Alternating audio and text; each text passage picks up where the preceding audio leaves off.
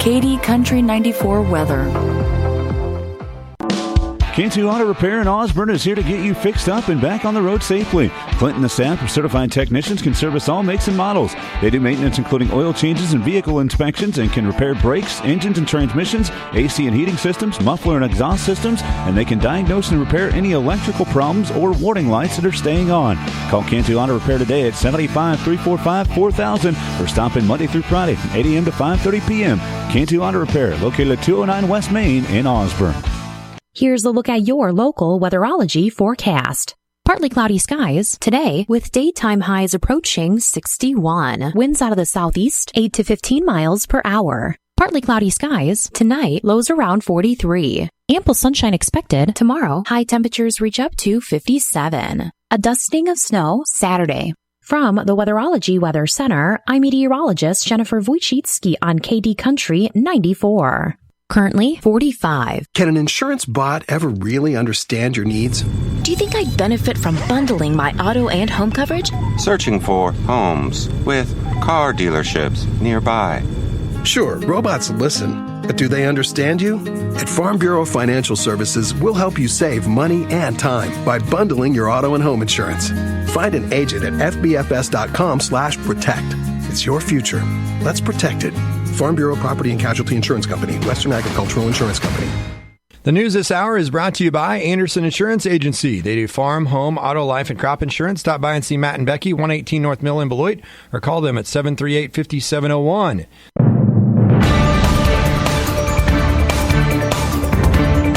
Keeping you informed, this is Katy Country 94 and Z96.3 News.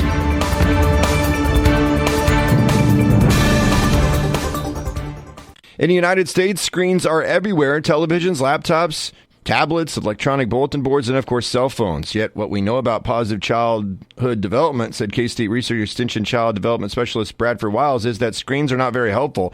Often they are simply a mindless activity that doesn't grow children's brains or their social, emotional, or physical development. Many healthcare authorities and pediatricians, among them the American Academy of Pediatrics, have published guidelines indicating children under age 2 should have no screen time, where everyone else should limit screen time outside of work or school to 1 or 2 hours per day. Wiles, who has authored a K-State Research and Extension publication on the topic, says that there is an opportunity cost associated with screen time. If you're engaging in screen time, you're not doing things that can help you with skill building in multiple domains, physical, mental, and social. Screens, he said, are often substituted for babysitters or a break for parents or other caregivers to get other tasks done.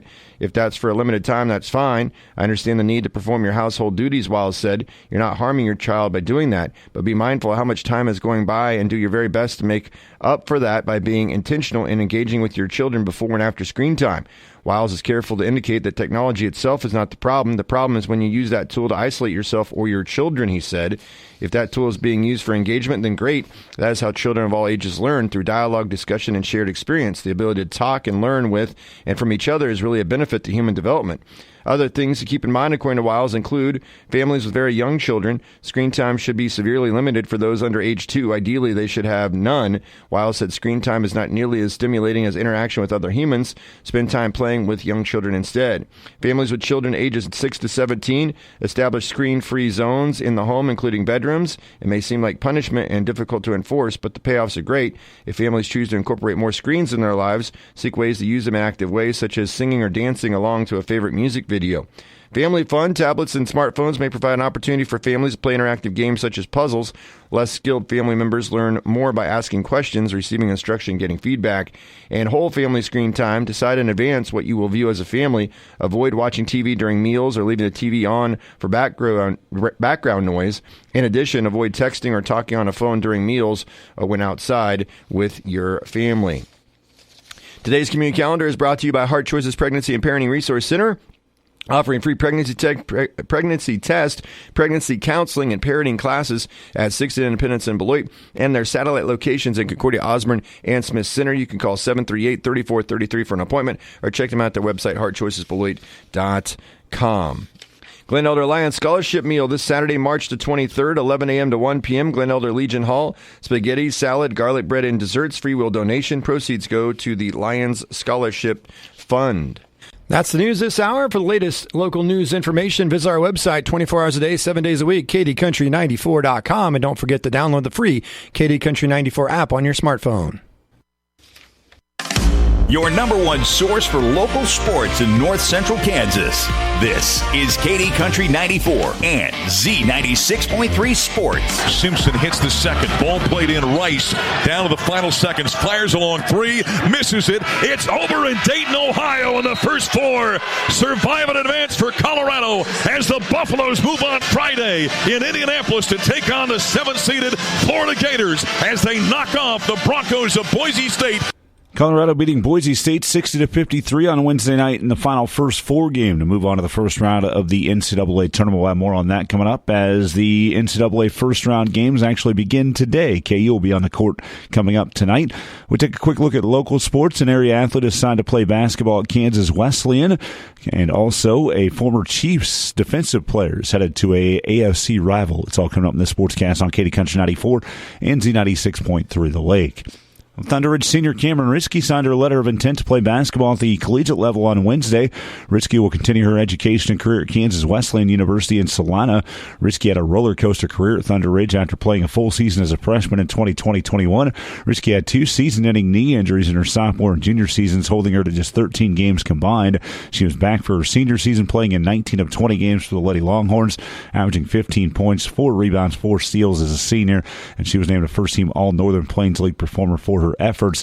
During her career, Ritzke put up 14 points, 3.5 rebounds, 3 steals, and 2 assists a game over 4 seasons. Again, Cameron Ritzke signing to play with Kansas Wesleyan on Wednesday.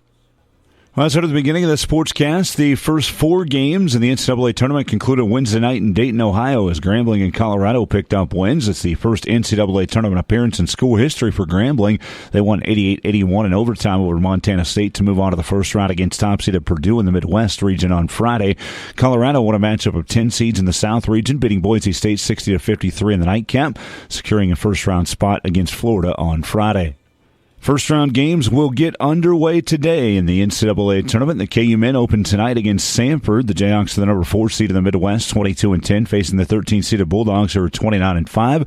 KU coach Bill Selp on a Samford team that will put pressure on. I don't remember ever playing against anybody that presses after misses, that presses on missed free throws, that press on missed field goals. They're going to get after us, and they mix it up. So sometimes it could just be man, sometimes it could be run and jump, sometimes it could be a 2-2-1, sometimes it could be a lot of different things. But what it forces you to do is players make plays as opposed to players run offense. So a lot of things that you do, we're going to run this play and we're going to get the ball here. Well, a lot of times you won't even get your players in position to get to that play until there's 15 seconds left on the shot clock. Then it's too late to run the play. So they make you go make plays. Catch Kansas and Samford tonight on Z96.3 The Lake from Salt Lake City. We'll have pregame at 8:30, tip-off around 8:55. KU and Samford take the court following the first game in the evening session between number 5 seed Gonzaga and 12 seed McNeese.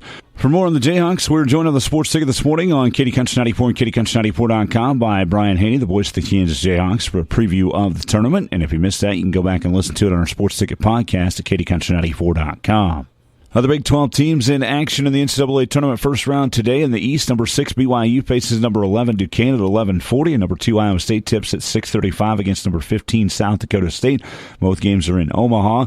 Back in the Midwest, Texas, the number 7 seed against 10 seeded Colorado State at 5:50 in Charlotte, and in the South, Texas Tech, the 6th seed will face number 11 NC State at 8:40 in Pittsburgh. A full look at the first round games and the men's tournament bracket can be found at NCAA.com.